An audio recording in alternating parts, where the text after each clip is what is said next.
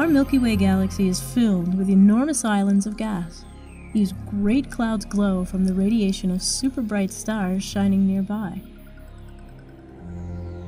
Astronomers discover the nature of these clouds by studying the colors of light their glowing gas emits.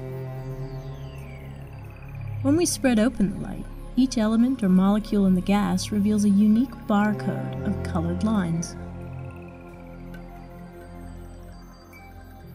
We don't analyze these barcodes as colored lines, however. We plot the strength and width of the lines as a light graph we call a spectrum. These colors come from excited electrons. A nearby star energizes an atom of gas, making its electrons jump into higher orbits. When it relaxes again, the electrons take a quantum leap back down to their normal orbits, spritzing out the excess energy as packets of colored light we call photons. Some gas clouds are dark and cold, and those stars energize them. No electrons are jumping orbits here to make photons for us to see. So how can we learn what dark clouds are made of? Well, not all photons are visible to us. Visible light is just a tiny sliver of a vaster spectrum of many more colors. Beyond the red end of the visible spectrum is the radio spectrum. Radio is a kind of light traveling as a wave too long for our eyes to detect.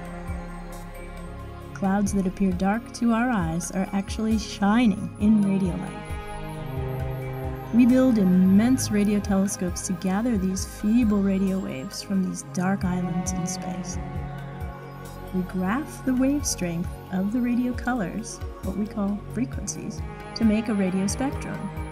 With radio spectroscopy, we've discovered dozens of complex molecules in these dark clouds and throughout space.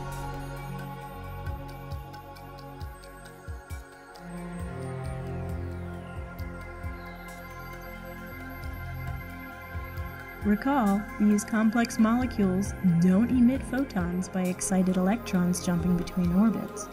Instead, these cold molecules radiate weak radio waves whenever they change their rotation speeds. Each molecule can spin in only a few specific speeds, with no speeds in between. So each speed change results in a specific spectrum spritz or gulp of radio light. And every molecule reveals its own unique spectrum each time it changes its speed. Therefore, even when there are lots of molecules in a vast cloud, we can tell what kind they are by examining the radio spectrum coming from the cloud. Many of the molecules we find are the organic building blocks of life on Earth. We want to know why we're finding them out in space. So astronomers have built powerful radio telescopes capable of detecting fainter and weaker signals.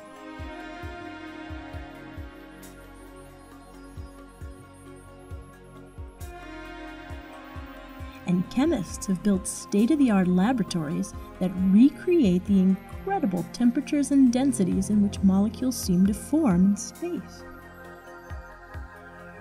They study how molecules grow and transform on the surfaces of tiny dust grains and even in the near vacuum found in molecular clouds.